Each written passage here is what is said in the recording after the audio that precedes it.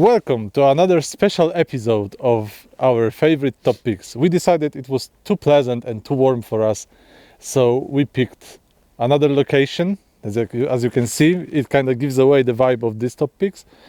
And yeah, we'll focus on wintry, frosty, cold, generally unpleasant entourage for game.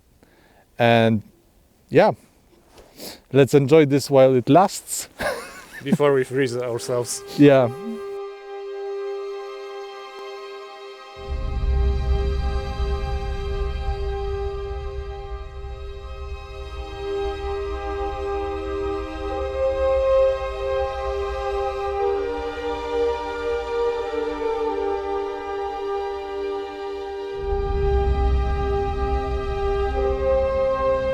So, Skyrim.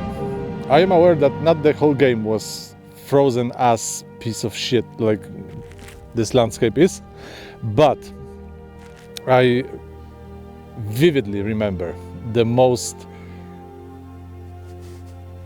frozen-like entourage of Skyrim was the Winterhold Magical College.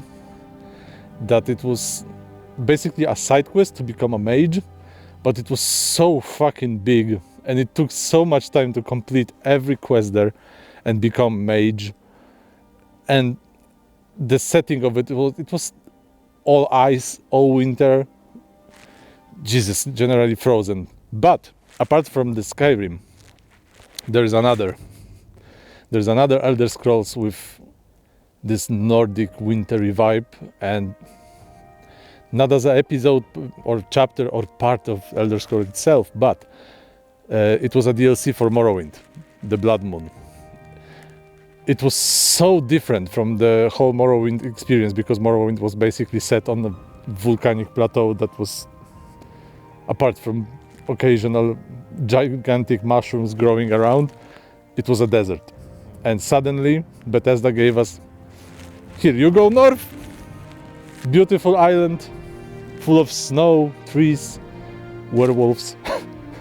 But it was great. I remember the Blood Moon very fondly, and Solstheim was a place to be back in 2003? 4? I don't remember the year. I think it's 3, or maybe 2002. We'll check. We'll figure it out. For me, the first game that comes to mind when it comes to winter themes is Icewind Dale. This game happens in the far north of Forgotten Realms, and everything about this game just screams that it's fucking freezing there. You first enter Easthaven, a small town that's all covered in ice and snow and unpleasantries, and then you move to another location that's also freezing cold, and then you will spend 3 in-game months there because your mage needs to relearn his spells every time the battle happens. Yes, how convenient. But yeah, the game is actually great. I love it. If you ever want to get some motivational music, then you should just launch the main menu. It has the best theme ever, one of the best themes ever. I need to try it. I never played Icewind Dale. Don't come at me. I never did. So when I first played it, I kind of thought of it as a weaker Baldur's Gate clone. Well, I mean, it's created by the same company, but still it was like a weaker Baldur's Gate for me because there is not much story, not much dialogue. It mostly focuses on combat. But then I discovered that this actually makes it as a perfect multiplayer game, where you just create a custom party and go and fight evil.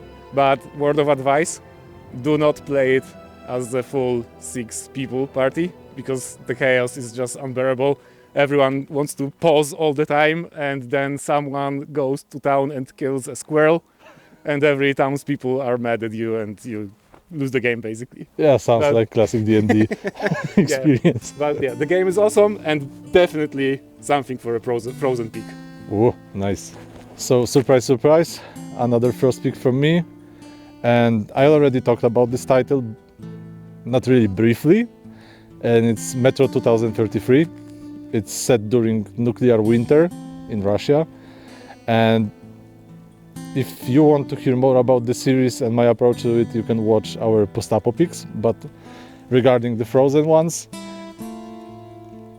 the Metro 2033 is brilliant winter title, because apart from hiding in tight corridors underground with mutants, you can also roam the surface with the mutants.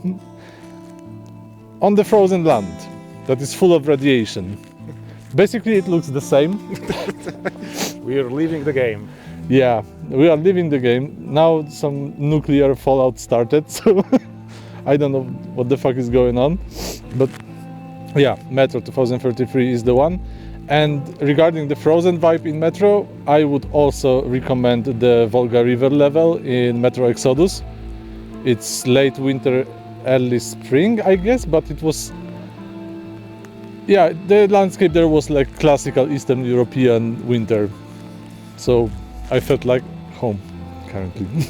Next pick from me is a game that's actually all about eternal winter, and that is Frostpunk.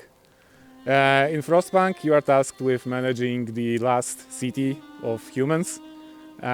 You will need to scramble for resources, heat, and like place to build stuff on.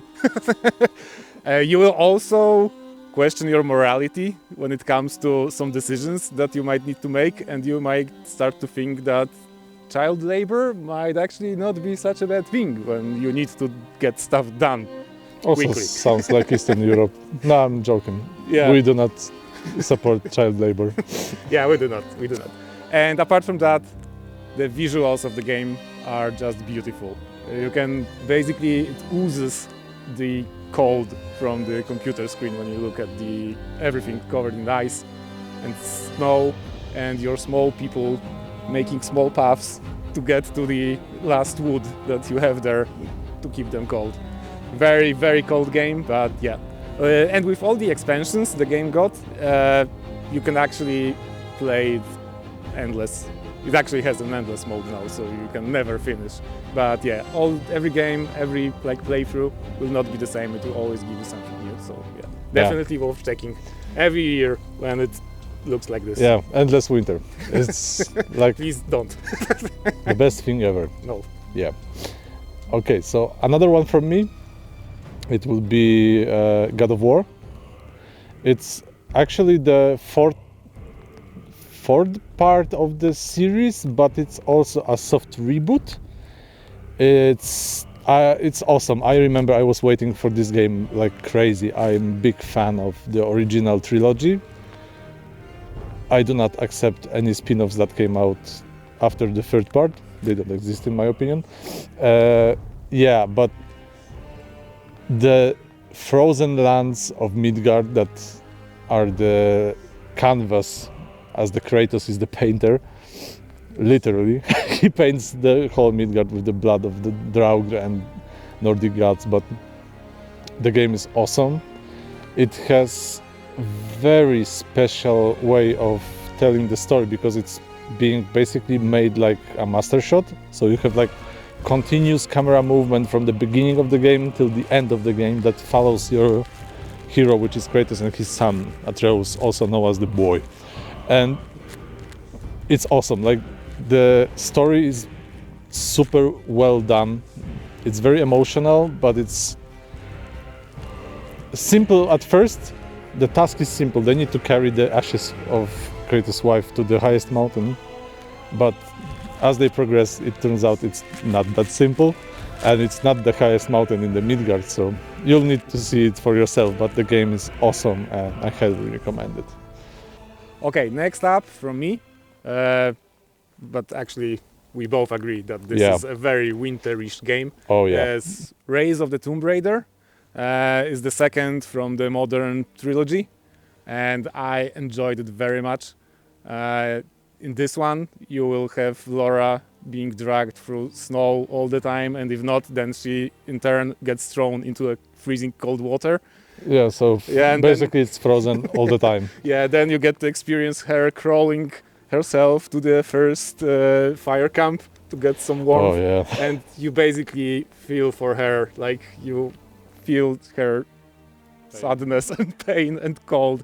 But yeah, the gameplay is also great. The puzzles traversing the tombs is very well done. The story is also interesting. It's really good. Yeah. Like in terms of Tomb Raider, it also has some emotional beats, so Yeah. it's a breath of fresh air. Yes. And the game will also make you feel very immersed into what's happening. Oh yeah. So much that when I was unlocking new costumes, I would look at those and tell to myself, hell no, she ain't wearing that. Yeah, She'll she be would cold. freeze. She'll be cold. Poor thing. So yeah, so basically only red jacket all the time, so that Lara at least has some comfort in her adventure. Yeah, you are a good guy, Adim. So, is that all? Oh no, I actually have the obscure retro ice peak, frozen peak to like give you. So there was this game on NES, Ice Climbers. Mhm. It's basically about two Eskimos hammering their way up the mountain. And the interesting part that I discovered recently is that we in the Eastern Bloc and in Asia, the main enemy would be a small seal that just pushes the ice so that you cannot move, and you can like hammer the seal. That's awful. That's awful. And actually, when they ported this to Western countries, they thought that maybe seal clubbing should not be a thing, and they swapped seals to Yetis. Makes sense. Yeah. But for some reason, they kept polar bears, and you can maul polar bears. there Yeah, as well. fuck them bears. But yeah, the game is really good. It requires a lot of skill, and it's best played in two-player mode. Nice. Okay, so now we will scout for some resources and start to set up the fire, otherwise we'll die. Build a snowman. Oh, actually, our cameraman is a snowman, so Yeah. So we'll see you in another special episode, but we have currently no idea of the conditions that we will come up. But who knows, maybe next part will be about volcanoes. hopefully. See ya. See ya.